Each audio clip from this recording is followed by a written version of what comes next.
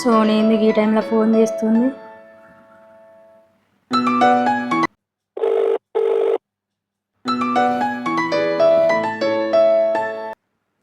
Hello Sony.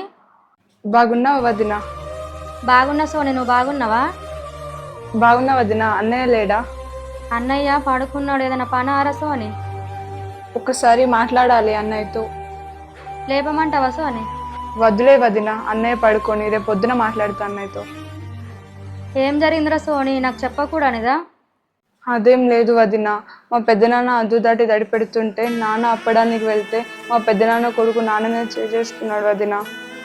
అయ్యో, పెద్ద మనిషి మీద చేసుకోవడానికి వానికి మనసు ఎలా వచ్చిందిరా సోనీ? అని చేతులు ఇరిగిపోను. నాన్న అన్నయ్యతో చెప్పొద్దన్నాడు, కానీ నేనే ఆగలేక ఫోన్ చేసిన వదిన.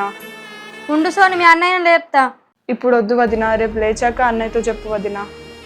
మళ్ళీ ఇప్పుడు ఏమైనా గొడవ పెడుతున్నారా సోనీ వాళ్ళు? గొడవేం పెడతలేరు వదిన, ఇందాకే మా ఊరు సర్పంచ్ వచ్చి మాట్లాడి వెళ్ళిండు. వాళ్ళు ఏం మోరినా మామయ్యని వాళ్ళ జోలికి వెళ్ళగాని చెప్పు సోనీ. సరే వదిన, ఆవులకు నీళ్ళు పట్టాలి, ఉంటున్నా వదిన.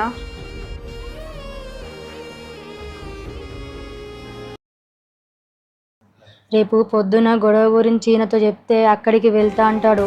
ముందే ఈయనకు కోపం ఎక్కువ. వెళ్ళి అక్కడ గొడవ పెట్టుకుంటే ఈయనకు ఏదైనా జరిగితే నా పరిస్థితి ఏం కావాలి?